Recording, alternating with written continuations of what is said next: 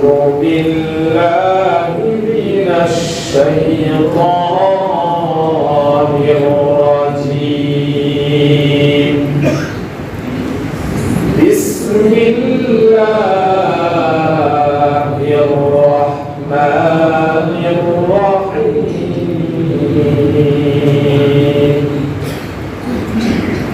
تبت يدا أبي لهب وتب ما أغنى عنه ماله وما كسب سيصلى نارا ذات لهب وامرأته حمالة الحطب في جيدها حبل من مسد.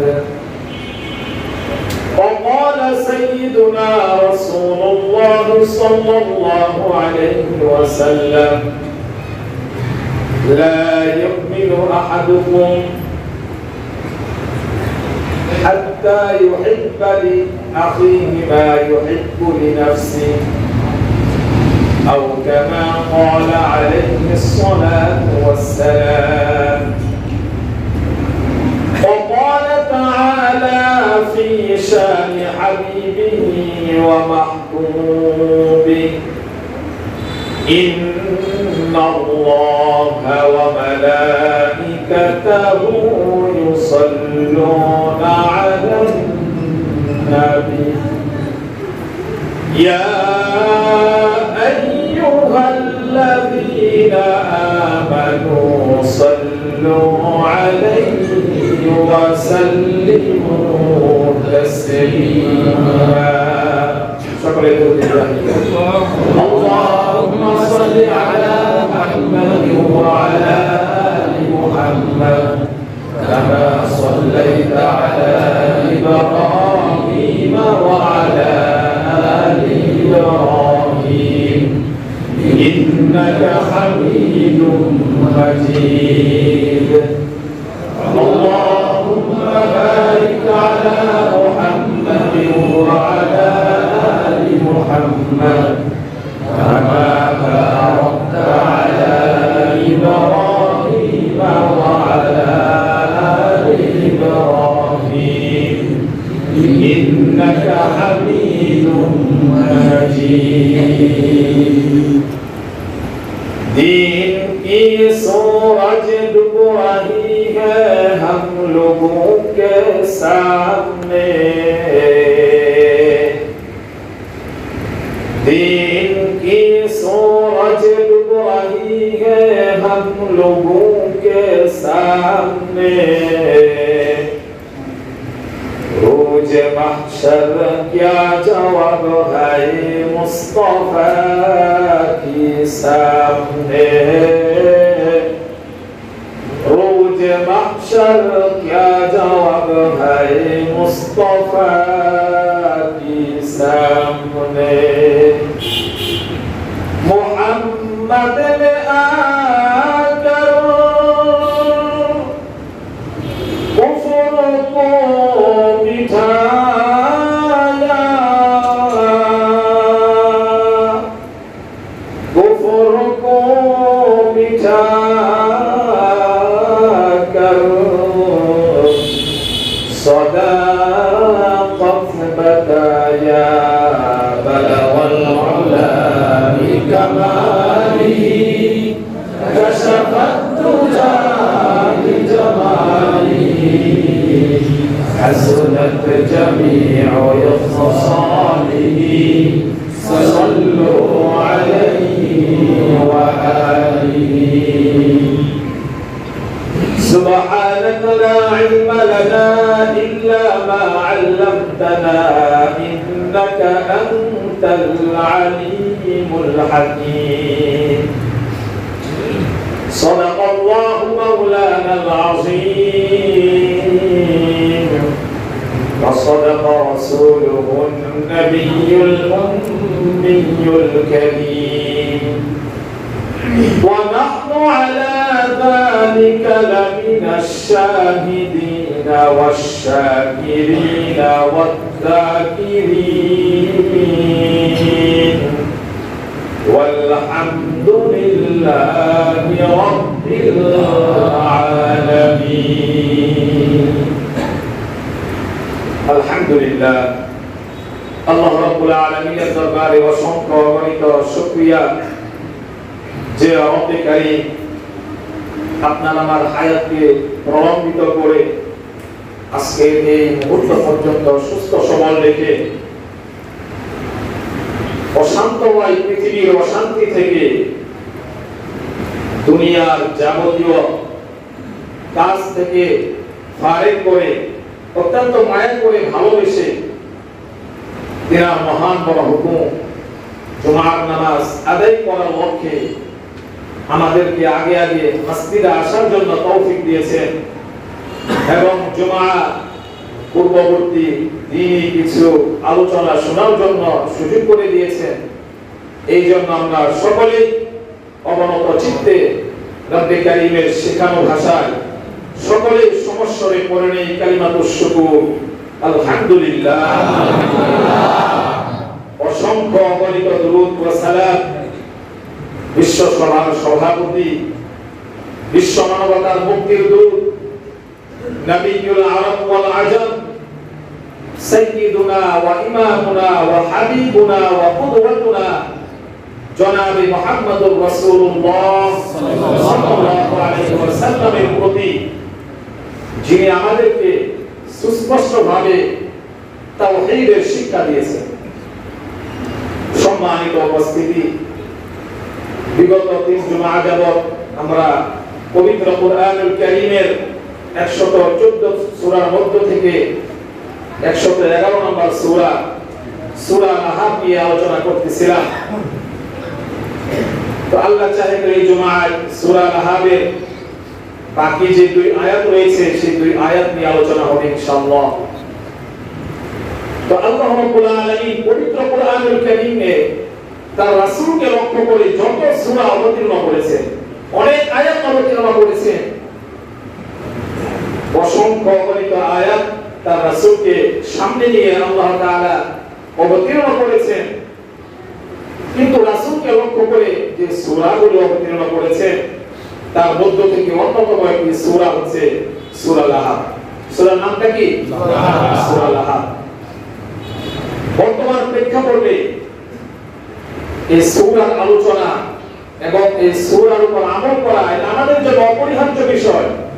কোরআনের তাফসীর শোনা, কোরআনের আলোচনা শোনা এর অর্থ এটা নয়, এটা কোনো রাজনৈতিক বক্তব্য নয়, এটা দুনিয়াবি কোনো মজলিস নয়, এটা হচ্ছে আমাদের শিক্ষা গ্রহণ করার একটি মজলিস। কি বলে? মসজিদ, শিক্ষা গ্রহণ করার মসজিদ, মজলিস। এখান থেকে আমাদেরকে শিক্ষা গ্রহণ করতে হবে। এখানে যারা এসেছি বিভিন্ন লাইনে এক একজন অনেক যোগ্যতাশীল, অনেক সম্মানের ব্যক্তি, সকলকে তাদের জায়গা থেকে আমরা সম্মান জানাই। কিন্তু এই মজলিসে আমাদের শিক্ষা গ্রহণ করতে হবে। কি করতে হবে? শিক্ষা গ্রহণ করতে হবে। আপনি জাগতিক বিদ্যায় যত বড়ই বিদ্যান হোক না কেন, এই মজলিসে বসে আমাদেরকে শিক্ষা গ্রহণ করতে হবে। শিক্ষা গ্রহণ করার মন মানসিকতা নিয়ে আমাদেরকে বসতে হবে। তাহলে আপনার আমার জন্য দ্বীন শিক্ষা করা, দ্বীন বোঝা সহজ হয়ে যাবে। আমরা অনেকে নামাজের মাসআলা জানি, চটি বইয়ের মাসআলা। বিশেষ করে আমি যে আপনাদের সামনে যে মাসআলাগুলো নিয়ে আলোচনা করি, এগুলো সাধারণত আপনারা চটি বইয়ে পাবেন না। কোথায় পাবেন না? চটি বইয়ে পাবেন না। এগুলো সবগুলো ফতোয়ার কিতাব, যেগুলো ইফতা বিভাগে পড়ানো হয়। এই মাসআলাগুলো চটি বইয়ে পাবেন না। যদিও পান, এটা বুঝতে পারবেন না, মাসআলার উসুল সম্পর্কে আপনারা বুঝতে পারবেন না। এই জন্য সঠিক মাসআলা জানতে হলে আমরা তো নামাজের ফরজ, ওয়াজিব, সুন্নাত, নফল এগুলো জানি। এগুলো কি নামাজের জন্য যথেষ্ট? কি বলেন, এগুলো কি যথেষ্ট? না, আরো মাসআলা রয়েছে। ফতোয়া বিভাগ, ইসলামী আইন বিশেষজ্ঞ যে পড়াশোনা, এটা কিসের জন্য? তারা অনেকে আমরা নামাজের ফরজিয়াত হালকা হালকা কিছু জানলে মনে করি অনেক কিছু জেনে ফেলেছি, আর জানার প্রয়োজন নেই। মাসরুফ হয়ে গেলে কিভাবে নামাজ আদায় করব সেটাও আমরা জানি না। কিভাবে নামাজের রুকু করব, ভুল হয়ে গেলে কিভাবে নামাজকে সংশোধন করতে হবে সেটাও আমরা জানি না। জানার চেষ্টাও করি না। এই জন্য যখনই যে কোনো মাসআলা বলা হয় খুব মনোযোগ সহকারে শুনতে হবে। সেই সাথে কোনো মাসআলা নিয়ে সমস্যা মনে হলে যিনি বলবেন, শুধু আমার ক্ষেত্রে নয়, যে কোনো মজলিসে মাসআলা শুনবেন, যিনি বলবেন তার কাছ থেকে এটা বিস্তারিতভাবে শুনে নেবেন। একা একা এটা দ্বিধাদ্বন্দ্বে পড়বেন না, সমালোচনায় লিপ্ত হবেন না। জানতে হবে, বুঝতে হবে, মাসআলার বিষয়গুলো বুঝতে হবে। এত সহজ বিষয় না, মাসআলা বোঝা এত সহজ বিষয় না। মাথা দিয়ে বুঝতে হয়, মেহনত করতে হয়, শ্রম দিতে হয়। 15-20 বছর পড়াশোনা করার পরে মনে হয় যে সবেমাত্র একটা ধাপ, একটা সিঁড়িতে পা রেখেছি, এখনো কিছুই অর্জন হয় নাই। এই জন্য মেহনত করতে হবে, বুঝতে হবে। আল্লাহ রাব্বুল আলামিন আমাদের সবাইকে বোঝার তৌফিক নসিব করুন, আমিন। সম্মানিত হাজিরিন, সূরা লাহাব নিয়ে আলোচনা করতেছিলাম। তো গত জুমা আমরা সূরা লাহাবের 3টি আয়াত নিয়ে আমরা আলোচনা শেষ করেছি। এই জুমায় আলোচনা হবে। তো শুরুতে একটা বিষয় আমরা জেনে রাখি, সেটা হচ্ছে সূরা লাহাবের মধ্যে আল্লাহ তাআলা দুই শ্রেণীর মানুষের আলোচনা করেছেন। কয় শ্রেণী? দুই শ্রেণীর মানুষের আলোচনা করেছেন। এক নাম্বার হচ্ছে আবু লাহাব, আর দুই নাম্বার হচ্ছে তার সহযোগী, তার ইন্ধনদাতা, তার স্ত্রী, আবু লাহাবের স্ত্রী, যার আসল নাম হচ্ছে আরওয়া, তার ওয়াফাত হচ্ছে উম্মে জামিল। তো এখানে কি প্রশ্ন হতে পারে? আমরা সকলেই জানি আল্লাহর হাবিব সাল্লাল্লাহু আলাইহি ওয়াসাল্লামকে কাফেরদের মধ্যে সবচেয়ে বেশি কষ্ট দিয়েছে আবু লাহাব আর আবু জাহেল। তো দুনিয়াতে যদি রাসূলের বিপক্ষে কোনো সংগঠন হয়, সেই সংগঠনের সভাপতি হয় যদি আবু জাহেল, তার সেক্রেটারি জেনারেল হবে আবু লাহাব। এটাই নিয়ম ছিল। কিন্তু এখানে আল্লাহ তাআলা আবু জাহেলের প্রসঙ্গ না এনে তার বিবির প্রসঙ্গ কেন আনলেন? এটা কঠিন একটি বিষয়, খুব ভালোভাবে বুঝবেন। আল্লাহ তাআলা, আবু লাহাব হচ্ছে প্রথম শ্রেণীর লোক। কোন শ্রেণীর লোক? প্রথম শ্রেণীর লোক, অর্থাৎ প্রথম শ্রেণীর কাফের, প্রথম সারির কাফের। তার সাথে যতগুলো রয়েছে আবু জাহেল, উতবা, শাইবা, ওয়ালিদ ইবনে মুগীরা, উতবা ইবনে রাবিআ, শাইবা ইবনে রাবিআ, এই ধরনের যত কাফের রয়েছে এরা সকলেই হচ্ছে আবু লাহাব যে প্রথম শ্রেণী, এরা সকলে প্রথম শ্রেণীর অন্তর্ভুক্ত। আবু লাহাবকে উল্লেখ করে গোটা কাফের সম্প্রদায়ের যারা লিডার ছিল তাদেরকে বোঝানো হয়েছে। আর দ্বিতীয় শ্রেণী যারা সরাসরি ইসলামকে আক্রান্ত করেনি কিন্তু বাধাগ্রস্ত করেছে। আক্রান্ত করা এক জিনিস, বাধাগ্রস্ত করা আরেক জিনিস। আবু লাহাব সরাসরি ইসলামকে আক্রান্ত করেছে, আর আবু লাহাবের সহযোগী তার স্ত্রী উম্মে জামিল ইসলামকে বাধাগ্রস্ত করেছে।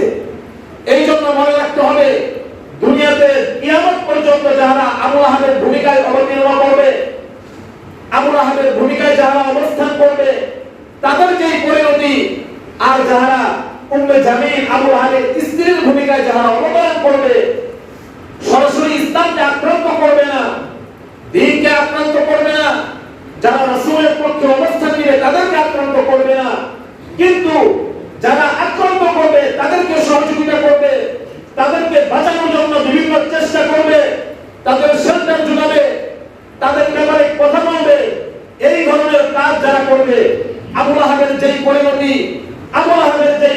হয়েছিল সায়াসলা নারুন যাতা লাহাব, আবু লাহাবের সহযোগী যারা থাকবে তাদেরও সেই একই পরিণতি, সায়াসলা নারুন যাতা লাহাব। আবু লাহাব যে জাহান্নামে জ্বলবে, যে অগ্নিশিখায় দগ্ধ হবে, তার সহযোগিতা যারা থাকবে তাদেরও ঠিক একই পরিণতি হবে। সম্মানিত হাজিরিন, আবু লাহাবের স্ত্রী আল্লাহর হাবিব সাল্লাল্লাহু আলাইহি ওয়াসাল্লামকে কেমন কষ্ট দিত। আবু লাহাবের স্ত্রী চরিত্র বর্ণনা করতে গিয়ে আল্লাহ রাব্বুল আলামিন বলেন, হাম্মালাতুল হাতাব। হাম্মালা শব্দের অর্থ হচ্ছে বহন করা, আমরা বাংলাতে বলে থাকি কুলি, বহন করা। আর হাতাব শব্দের অর্থ হচ্ছে শুকনো লাকড়ি, শুকনো জ্বালানি।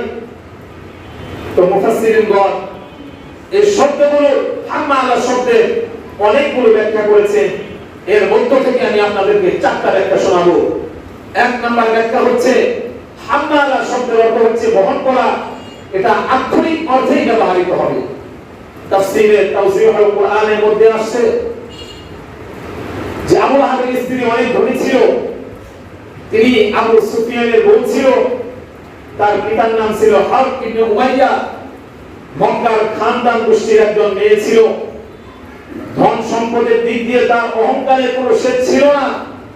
একদিকে যেমন সে আবু লাহাবের স্ত্রী, আরেকদিকে আবু সুফিয়ানের ভগ্নী, আরেকদিকে হারব ইবনে উমাইয়ার কন্যা। কোনো দিক দিয়ে তার কোনো কমতি ছিল না।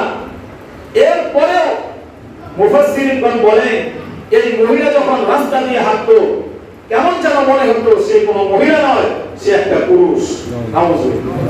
এমন মনে হতো, এমন জল্লাদ প্রকৃতির একটা মহিলা ছিল। তো তার ধন সম্পদের কোনো কমতি ছিল না। এত ধন সম্পদের মালিক হওয়ার পরেও তার একটি বদভ্যাস ছিল, সে পাহাড়ের পাদদেশ থেকে শুকনো লাকড়ি গ্রহণ করত, সংগ্রহ করত, সংগ্রহ করে সেগুলা রশি দিয়ে বেঁধে মাথায় করে সে বাড়িতে নিয়ে আসতো এবং রান্নার কাজে ব্যবহার করত। সে নিজের লাকড়ি নিজেই সংগ্রহ করত, এই জন্য বলা হয় হাম্মালা। এরপরে এটা হচ্ছে প্রথম ব্যাখ্যা। আরেকটি ব্যাখ্যা হচ্ছে হাম্মালা বলা হয় যারা সমাজে কুটনামি করে, যারা একজনের কথা আরেকজনের কাছে যারা লাগিয়ে বেড়ায়, তাদেরকে আমরা বলি চুগলখোর। আরবের ভাষায় তাদেরকে বলা হয় হাম্মালা, অর্থাৎ একজনের কথা আরেকজনের কাছে লাগিয়ে বেড়ায়। তো এই উম্মে জামিলের একটি চরিত্র ছিল, রাসূলের পেছনে রাসূলের দোষগুলো খুঁজে বের করে করে বিভিন্ন ভাবে তারা মক্কার লোকদের কানগুলোকে বাড়ি করে ফেলত। এটা হচ্ছে একটি অবস্থা, একটি ব্যাখ্যা। এই ব্যাখ্যার বিস্তারিত সামনে আলোচনা করব। আরেকটি ব্যাখ্যা হচ্ছে এই মহিলার একটি বদভ্যাস ছিল, সে পাহাড়ের পাদদেশ থেকে কাঁটাযুক্ত লাকড়ি সংগ্রহ করে আল্লাহর হাবিব সাল্লাল্লাহু আলাইহি ওয়াসাল্লাম যখন রাত্রিবেলায় ঘরের ভিতরে প্রবেশ করতেন, এরপরে আল্লাহর হাবিব যে রাস্তা দিয়ে চলাচল করতেন, দাওয়াতের জন্য যে রাস্তা দিয়ে চলাচল করতেন, মসজিদে হারামে যেতেন, সেই মরু প্রান্তরে বালুকণায় ভূমিতে সেই কাঁটাগুলো বালুর নিচে পুঁতে রাখত। আল্লাহর হাবিব যখন বের হতেন তার পায়ের মধ্যে এই কাঁটাগুলো বৃদ্ধ হতো, দেখতে পেতেন না বালুর নিচে কাঁটা, আর এই বন মহিলা দূর থেকে হাসতো। আল্লাহর হাবিব সাল্লাল্লাহু আলাইহি ওয়াসাল্লাম কতই না কষ্ট পেতেন।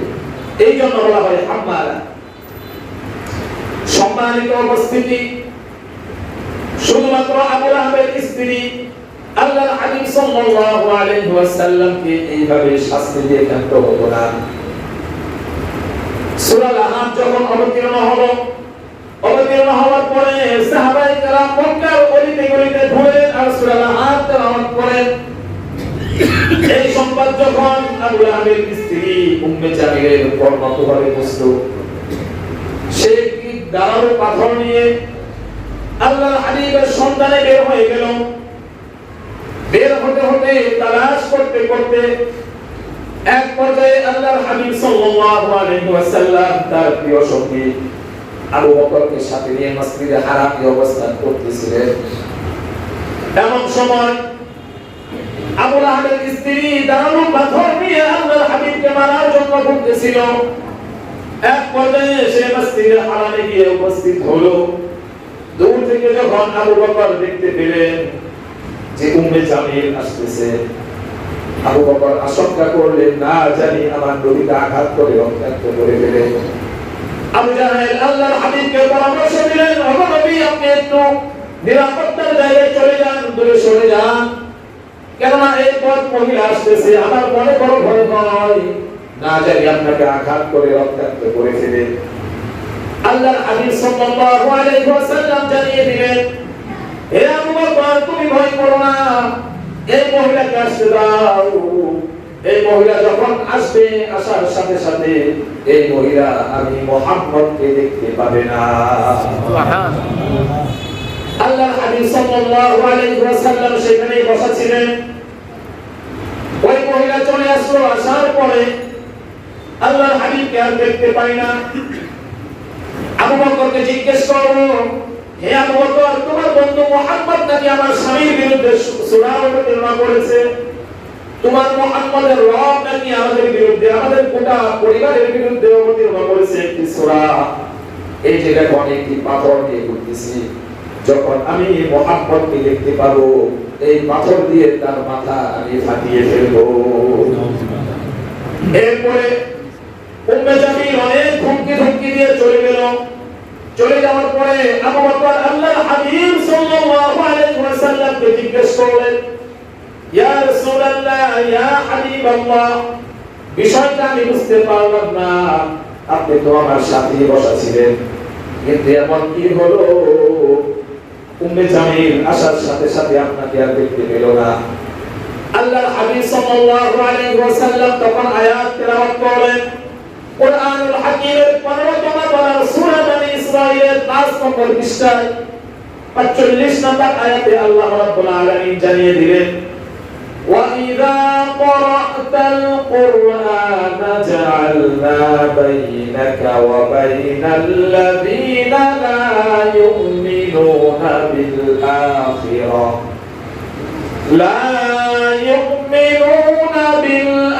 بِالْآخِرَةِ حِجَابًا مَسْتُورًا। আল্লাহর হাবিব সাল্লাল্লাহু আলাইহি ওয়াসাল্লাম বললেন, وَإِذَا قَرَأْتَ الْقُرْآنَ جَعَلْنَا بَيْنَكَ وَبَيْنَ الَّذِينَ لَا يُؤْمِنُونَ بِالْآخِرَةِ। যখন হে নবী, যখন আপনি কুরআনুল কারীম থেকে তেলাওয়াত করবেন, তেলাওয়াত করার সাথে সাথে আপনার মাঝে আর কাফেরদের মাঝে আমি এমন একটি পর্দা স্থাপন করে দেব, এমন একটি অদৃশ্যমূলক এমন একটি পর্দা ফেলে দেব, যে কারণে কোনো কাফের আপনাকে আর দেখতে পাবে না। তাই হলো একটি পর্দা আল্লাহ তাআলা এতে দিলেন। উম্মে জামিল আল্লাহর হাবিব সাল্লাল্লাহু আলাইহি ওয়াসাল্লামকে দেখতে পেলেন না। এরপরে উম্মে জামিল চলে গেল। শুধুমাত্র তাই নয়, রবিআ ইবনে আব্বাসের বর্ণনা, আল্লাহর হাবিব সাল্লাল্লাহু আলাইহি ওয়াসাল্লাম মক্কার দাঁড়ে ঘুরে লোকদেরকে কালিমার দাওয়াত দিতেন। লোকদেরকে বলতেন, তোমরা কালিমা পড়ে মুসলমান হয়ে যাও, তাহলে তোমরা জান্নাতের মালিক হয়ে যাবে। এইভাবে যখন কালিমার দাওয়াত দিত, পিছন থেকে আবু লাহাব বলতো, ইন্নাহু সাহিরুন কাযযাব, যে তোমরা এর কথা শুনবে না, সে হচ্ছে আমার ভাতিজা, সে হচ্ছে একজন বিদ্রোহী, তার কথা তোমরা শুনবে না। রবিআ ইবনে আব্বাস বলেন, আমি লোকদেরকে জিজ্ঞেস করলাম, যিনি দ্বীনের জন্য দাওয়াত দিচ্ছেন তিনি কে, আর যিনি বাধা প্রদান করতেছে তিনি কে, এদের মাঝে সম্পর্কটা কি? লোকজন আমাকে বলল, ইনি হচ্ছে জনাবে মুহাম্মদুর রাসূলুল্লাহ সাল্লাল্লাহু আলাইহি ওয়াসাল্লাম, আর ইনি হচ্ছে তার আপন চাচা আবু লাহাব। এইভাবে পুরো ফ্যামিলি আল্লাহর হাবিব সাল্লাল্লাহু আলাইহি ওয়াসাল্লামের দ্বীনের পথে বাধা প্রদান করত। শুধুমাত্র তাই নয়, আবু জাহেলের দুইজন পুত্র ছিল, তাদের নাম হচ্ছে উতবা আর উতাইবা। আল্লাহর হাবিব যখন নবুয়ত প্রাপ্ত হন নাই, নবুয়ত প্রাপ্তির পূর্বে আল্লাহর হাবিবের দুইজন কন্যা কুলসুম আর রুকাইয়া, এই দুইজন কন্যাকে উতবা আর উতাইবার কাছে বিবাহ দিয়েছিল। আল্লাহর হাবিব সাল্লাল্লাহু আলাইহি ওয়াসাল্লাম যখন সূরা আল-আহজাব তেলাওয়াত করলেন, আবু জাহেলকে যখন প্রকাশ্যভাবে হুমকি দেওয়া হলো, আবু জাহেল অসন্তুষ্ট হয়ে আবু জাহেল তার সন্তানকে বলল, এই মুহূর্তে যদি রাসূলের দুই কন্যাকে তুমি তালাক না দাও, তোমরা যদি তালাক না দাও, তাহলে আমি আবু লাহাব তোমাদের পিতা তোমাদেরকে আমার চেহারা দেখাবো না। সাথে সাথে আবু লাহাবের সন্তান আল্লাহর হাবিব সাল্লাল্লাহু আলাইহি ওয়াসাল্লামের দুই কন্যাকে তালাক দিয়ে দিল। শুধুমাত্র তাই নয়, উতাইবা আল্লাহর দুশমন। তাফসীরে কুরতুবীর মধ্যে আসছে, আল্লাহর হাবিব সাল্লাল্লাহু আলাইহি ওয়াসাল্লামকে আত্মহত্যা করার জন্য, মারার জন্য, আল্লাহর হাবিব সাল্লাল্লাহু আলাইহি ওয়াসাল্লামকে কষ্ট দেওয়ার জন্য উতাইবা চলে গেল। আল্লাহর হাবিবের জামাতের টান দিতে লাগলো। শুধুমাত্র তাই নয়, আল্লাহর হাবিব সাল্লাল্লাহু আলাইহি ওয়াসাল্লামকে লক্ষ্য করে থুতু নিক্ষেপ করলো। শুধু শুধুমাত্র রাসূলের গুরুত্ব দূরে হওয়ার কারণে সেই থুতু আল্লাহর হাবিবের গায়ে লাগেনি। আল্লাহর হাবিব কষ্ট পেলেন। আল্লাহর হাবিব সাথে সাথে বদদুয়া করলেন, আল্লাহুম্মা সাল্লিত আলাইহি কালবান মিন কিলাব।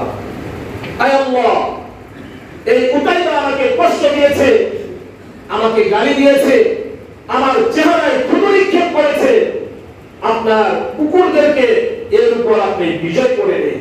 আল্লাহুম্মা সাল্লিত আলাইহি কালবান মিন কিলাব, অর্থাৎ যে হিংস্র প্রাণীগুলো রয়েছে, আপনি এই হিংস্র প্রাণীদের মাধ্যমে আপনি উতাইবাকে দুনিয়ার জমিন থেকে বিদায় করে দেন। এরপরে উতাইবা বাড়ি চলে গেল। বাড়ি চলে যাওয়ার পরে তার পিতার সাথে সিরিয়া গমন করলো। প্রতিমধ্যে একটি জায়গায় তারা তাবু স্থাপন করলো রাত্রি যাপন করার উদ্দেশ্যে। একজন পাদ্রী এসে আবুল আহাবকে লক্ষ্য করে বলল, হে আবুল আহাব, এই জায়গাটা কিন্তু নিরাপদ নয়, এই জায়গাটা নিরাপদ নয়, এখানে বিশেষ করে আপনারা এখানে তাবু স্থাপন করবেন না, আশপাশে হিংস্র প্রাণীগুলো চলাচল করে, মেহেরবানি করে এখান থেকে চলে যান। আবুল আহাবের মনে বিশ্বাস ছিল, উতাইবার মনে বিশ্বাস ছিল, আল্লাহর হাবিব যে বদদুয়া করেছে, আমরা যেখানেই অবস্থান করি না কেন, আমরা পৃথিবীর যে প্রান্তে অবস্থান করি না কেন, আমাদের ধ্বংস অনিবার্য। তাদের সাথী সঙ্গীরা উতাইবাকে গভীর নজরিতে চারদিকে বেষ্টন করে, তাহারা নিরাপত্তার জন্য চারদিকে বেষ্টন করে রাখলো। কিন্তু আল্লাহ রাব্বুল আলামিন যাকে মেরে ফেলবে, রাসূলের বদদুয়া যার উপর কবুল হয়ে গেছে, দুনিয়ার এমন কোন শক্তি নেই তাকে মৃত্যুর হাত থেকে বাঁচাবে। দুনিয়ার এমন কোন শক্তি নেই, আল্লাহর হাবিব যার জন্য বদদুয়া করেছে, আল্লাহ তাআলা যাকে ধ্বংস করবে, দুনিয়ার এমন কোন শক্তি নেই, এমন কার শক্তি আছে তাকে সেই ধ্বংসের হাত থেকে বাঁচাবে।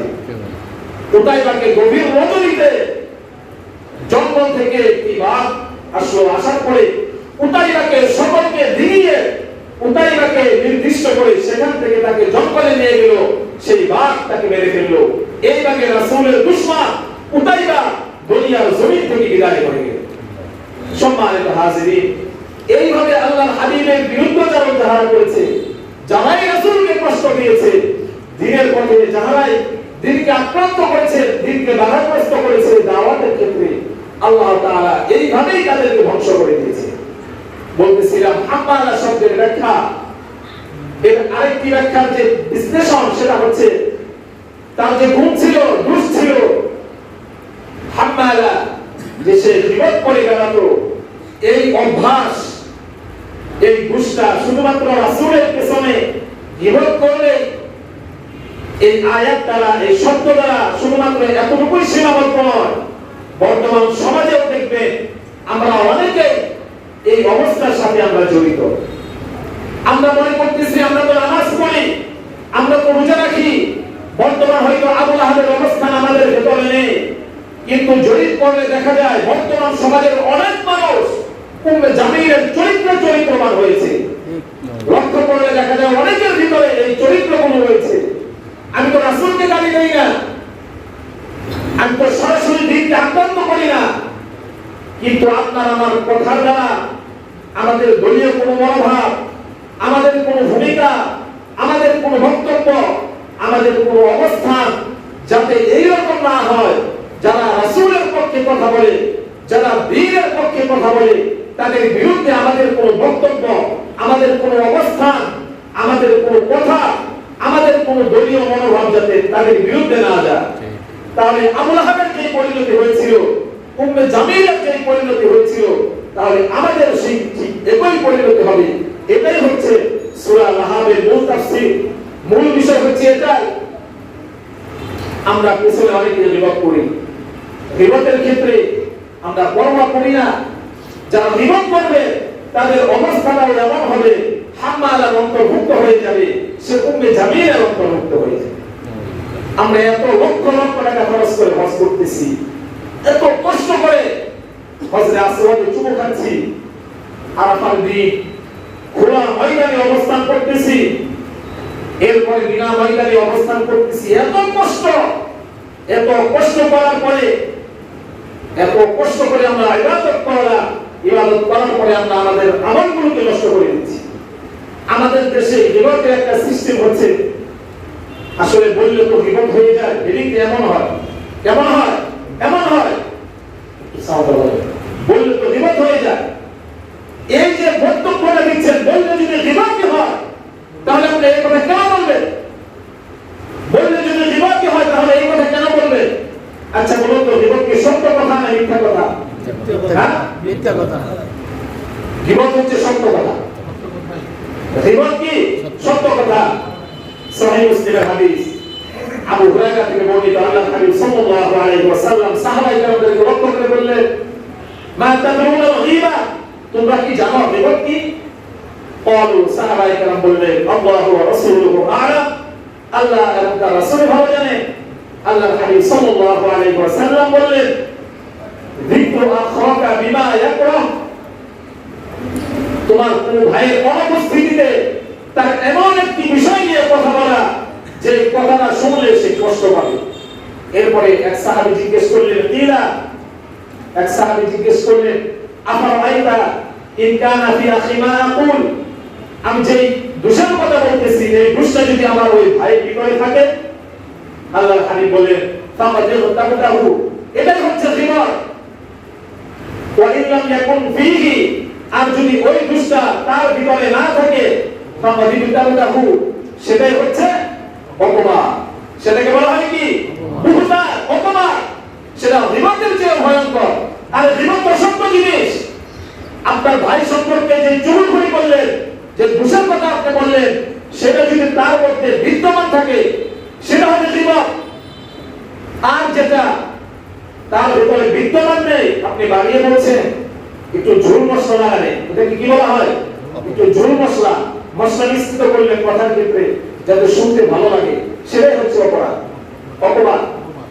আল্লাহর হাবিব পবিত্র কোরআনুল কারীম থেকে আয়াত জানিয়ে দিলেন তার উপলক্ষে। সূরা হুজুরাতের 12 নম্বর আয়াতে আল্লাহ রাব্বুল আলামিন জগৎবাসীকে জানিয়ে দিলেন, ইয়া আইয়ুহাল্লাযীনা আমানু ইজতানিবু কাসীরাম মিনাদ-দন্ন ইন্না বা'দাদ-দন্নি ইথমুন ওয়া লা তাজাসসাসু ওয়া লা ইয়াগতাব বা'দুকুম বা'দা أيحب أحدكم أن يأكل لحم أخيه ميتا فكرهتموه واتقوا الله إن الله تواب رحيم.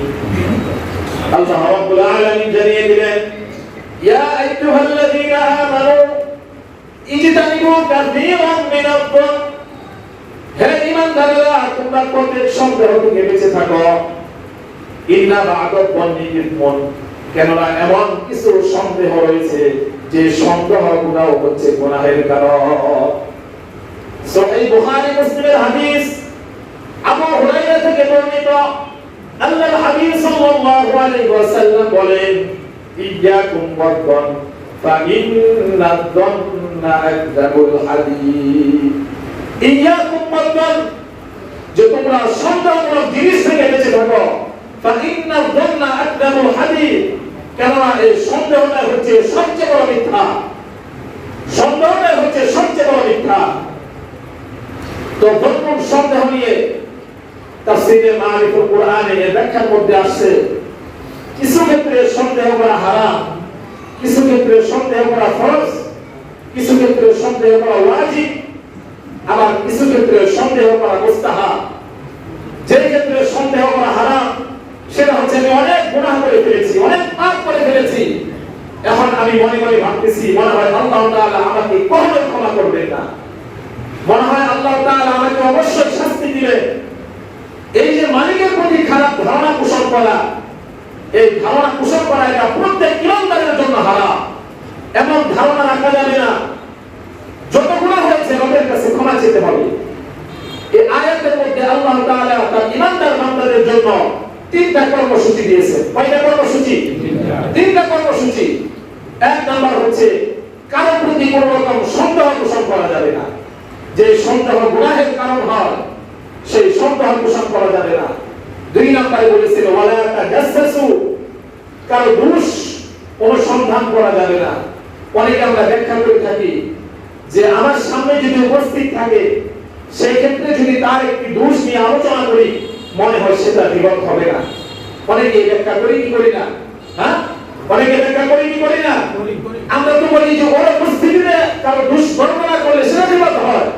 যদি আমরা সামনাসামনি একটি দোষ বলে ফেলি, আমার বাহাদুরি দেখিয়ে সামনাসামনি দোষ বলে ফেলি এবং হেডিং দেই, নিজেকে অনেক বলে আলেম দাবি করি, আলেম বলতে কিছু জ্ঞান রয়েছে, এই আলেম বলতে কোরআন হাদিসের এলেম না, অনেক জানি এরকম মনে করি যে আমরা সামনাসামনি বললে তো বিপদ হবে না।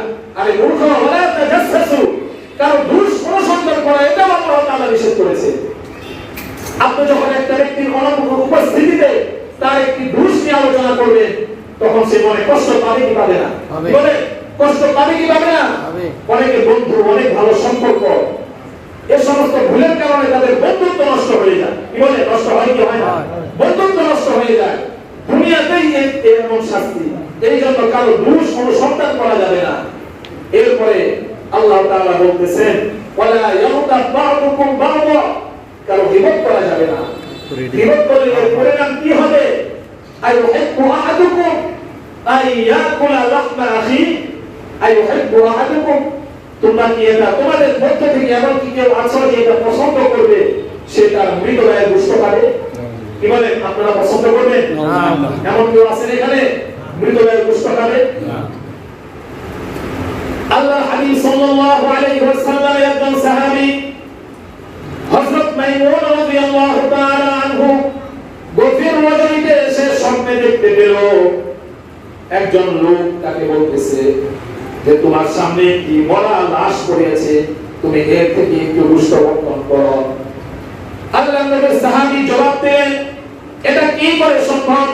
আমি কিভাবে একজন মৃত ব্যক্তির গোশত খাবো? তখন ওই লোকটা তাকে বলল তুমি তো এর বিরুদ্ধে গীবত করেছিলে, তার দোষ তুমি বর্ণনা করেছিলে। এরপরে ওই লোকটা বলল আমি তো কারো গীবত করি নাই, এই লোকটার সম্পর্কে আমি কোনো দোষ চর্চা করি নাই। তখন ওই লোকটা তাকে জানিয়ে দিল আপনি তো এর দোষ চর্চা করেন নাই, কিন্তু এই লোকটার একটা মাজলিসে এই লোকের দোষ চর্চা করা হচ্ছিল আর আপনি সেই গীবত সেই দোষগুলো খুব মনোযোগ সহকারে শুনতেছিলেন। হাদিস দ্বারা কি বুঝতে? শুধুমাত্র গীবত করলে যে গুনাহ হবে, গীবত করলে যে গুনাহ, স্ব ইচ্ছায় যে ব্যক্তি গীবত শ্রবণ করবে তারও ঠিক একই গুনাহ হবে। এই জন্য গীবত করা যাবে না। যেই ব্যক্তি গীবত করবে তার অবস্থা সেও সেই হাম্মালার অন্তর্ভুক্ত হয়ে যাবে। আবু লাহাবের স্ত্রীর যে অবস্থা হয়েছিল তারও ঠিক একই অবস্থা হয়ে যাবে। শুধুমাত্র রাসূলের পেছনে আলোচনা করলে গীবত হবে, শুধুমাত্র এতটুকু হাম্মালার ব্যাখ্যার জন্য যথেষ্ট নয়। আপনি দুনিয়াতে যার গীবত করবে আপনিও সেই হাম্মালার অন্তর্ভুক্ত হয়ে যাবে। সায়াসলানা রাদাতা লাহা, আবু লাহাবের স্ত্রীর যে শাস্তি হয়েছিল আপনি যদি গীবত করেন আপনার শাস্তিও ঠিক একই রকম হবে। এটা হচ্ছে 4 নম্বর আয়াতের ব্যাখ্যা। এরপরে লম্বা আরেকটি ব্যাখ্যা আছে তাফসীরে কুরতুবীর মধ্যে আছে, সময় একেবারে স্বল্প, এই জন্য তাফসীর করে আসলে জুমার নামাজে তাফসীর করে এরকম তৃপ্তি পাওয়া যায় না। দীর্ঘ সময় আলোচনা না করলে তাফসীরের মজাও পাওয়া যায় না। আরেকটি ব্যাখ্যা লম্বা ব্যাখ্যা, খুবই সুন্দর একটি ব্যাখ্যা ছিল কুরতুবী। আল্লাহ চাইলে আগামী জুমার আলোচনা হবে, তো 5 নম্বর আয়াতের সংক্ষিপ্ত তাফসীর শুনেন। এরপরে আল্লাহ তাআলা 5 নম্বর আয়াতে বলতেছেন ফি জিদিহা হাবলুম মিন মাসাদ। জিদ শব্দের অর্থ হচ্ছে গলা। জিদ শব্দের অর্থ কি? গলা। হাবলুম শব্দের অর্থ হচ্ছে রশি, আর মাসাদ শব্দের অর্থ হচ্ছে খেজুর গাছের আঁশ দিয়ে যে রশি তৈরি করা হয় সেটাকে বলা হয় মাসাদ। মাসাদটাকে যদি আমরা মাসদুদ দিয়ে পড়ি, সিনটাকে যদি আমরা সাকিন দিয়ে পড়ি তখন এটা মাসদারের অর্থ দিবে। এর অর্থ হবে রশি পাকানো। কি অর্থ হবে? রশি পাকানো। আর যদি জবর দিয়ে মাসাদ পড়ি তাহলে সর্বপ্রকার মজবুত রশিকে মাসাদ বলা হয়। এই শব্দের ব্যাখ্যায় রাইসুল মুফাসসিরিন আব্দুল্লাহ ইবনে আব্বাস বলেন এমন রশি যে রশির উপরে লোহার তার দিয়ে পেঁচানো হয়েছে। আপনারা চিনে থাকবেন, দেখবেন যখন বিশাল বিশাল বিল্ডিং করে করার আগ মুহূর্তে পাইলিং করে, পাইলিং করে কি করে না? দেখবেন পাইলিং করার জন্য এরকম মোটা একটা তার দিয়ে পেঁচানো একটি মোটা রশি ব্যবহার করা হয় কি হয় না? দেখেন না আপনারা? আওয়াজ দিয়ে বলেন দেখেন না? দেখি। ওই রশিটা কি দেখেছেন? দেখছি। তাহলে বুঝতে পারবেন। আল্লাহ তাআলা বললেন ফি জিদিহা হাবলুম মিন মাসাদ, জাহান্নামের ভেতরে আবু লাহাব এবং তার স্ত্রীর শাস্তির একটা ধরন হবে, তার গলার ভেতরে এই রশি পেঁচানো থাকবে। জাহান্নামের ভিতরে তার গলায় এই রশি পেঁচানো থাকবে। কেননা দুনিয়াতে আবু লাহাব উঁচু গলায় আল্লাহর রাসূলকে অপদস্থ করার চেষ্টা করত, উঁচু গলায় খুঁজে বেড়াতো কখন মুহাম্মদ কালিমার দাওয়াত দেয়, সেখানে গিয়ে আবু লাহাব উপস্থিত হতো। তাদেরকে কালিমার দাওয়াত দেওয়ার পরে তাদেরকে রাসূল সম্পর্কে অপপ্রচার চালাতো। এই যে উঁচু গলায় থাকতো, আল্লাহ তাআলা জাহান্নামের ভিতরে সে তো অগ্নিতে দগ্ধ হবেই, এরপরেও অপমান করার জন্য, অপদস্থ করার জন্য আল্লাহ তাআলা সদা সর্বদা আবু লাহাব এবং তার স্ত্রীর গলার মধ্যে এই রকম তার যুক্ত জাহান্নামের একটি রশি তাদের গলার মধ্যে পেঁচানো থাকবে। নাউযুবিল্লাহ। এটা হচ্ছে জাহান্নামের একটি অবস্থা, এটা একটি ব্যাখ্যা। আরেকটি ব্যাখ্যা হচ্ছে উম্মে জামিল আবু লাহাবের স্ত্রী, সে কি করত? সে যখন শুকনো লাকড়ি সংগ্রহ করত, মোটা রশি দিয়ে বেঁধে সেটাকে গলার সাথে বেঁধে পিছনে রেখে এটাকে ব্যালেন্স করত, পিছনে রেখে ব্যালেন্স করত। সে সব সময়, আরেকটি বর্ণনায় আসছে, এই মহিলাটা সব সময় গলার মধ্যে লোহার বড় একটি সিম্বলের মতো একটি চেন গলার মধ্যে দিয়ে রাখত। এটা হচ্ছে একটি ব্যাখ্যা। তো এর হত্যা, এর ইন্তেকাল কিভাবে হয়েছিল? সে যখন পাহাড় থেকে শুকনো লাকড়ি সংগ্রহ করে সেটাকে পেছনে বেঁধে তার গলার সাথে ব্যালেন্স করে আসতেছিল, আসার পথে সে অত্যন্ত ক্লান্ত হয়ে পড়ে, পড়ার পরে পাথরের সাথে হেলান দিয়ে সে একটু বিশ্রাম করতেছিল। এমন অবস্থায় আল্লাহ তাআলা ঘোষণা দিয়ে দিলেন, জিবরিলকে পাঠিয়ে দিলেন, যাও তার পেছন থেকে সেই পাথরটাকে সরিয়ে ফেল। সাথে সাথে জিবরিল সেই পেছন থেকে পাথরটাকে সরিয়ে ফেললেন। সাথে সাথে পেছনে যখন সেই লাকড়িযুক্ত সেই বস্তা পেছন দিকে ঝুঁকে পড়ল, ওজন বেড়ে গেল, তখন এই রশিটা তার গলার মধ্যে ফাঁস লেগে ওই জায়গায় রাসূলের চূড়ান্ত দুশমন ওই জায়গায় দুনিয়ার জমিন থেকে বিদায় নিল। এইভাবে আবু লাহাবের গোটা পরিবার দুনিয়া থেকে বিদায় নিয়েছে, দুনিয়াতে কেউ থাকতে পারে নাই। এই জন্য আবু লাহাবের এই আয়াতের মধ্যে, সূরার মধ্যে তিনটা শাস্তির কথা বলেছে। এক নাম্বার, তার হাত ধ্বংস হয়েছে। দুই নাম্বার, সে অগ্নিশিখায় দগ্ধ হয়েছে। তিন নাম্বার, জাহান্নামের মধ্যে তার যুক্ত রশি তার গলায় পেঁচিয়ে গোটা জাহান্নামবাসীকে দেখানো হবে, ঘোরানো হবে, তাকে চেনানো হবে। এই আবু লাহাব আল্লাহর হাবিবকে অপদস্থ করতে চেয়েছিল, লাঞ্ছিত করতে চেয়েছিল। এই গেল তার অবস্থা। এই জন্য আমাদেরকে সতর্ক থাকতে হবে। আবু লাহাবের ভূমিকায় অবতরণ করা যাবে না, উম্মে জামিলের ভূমিকায় অবতরণ করা যাবে না। আল্লাহ রাব্বুল আলামিন আমাদের সবাইকে এই সূরার উপর আমল করার তৌফিক নসিব করুন। সকলে বলি আমিন।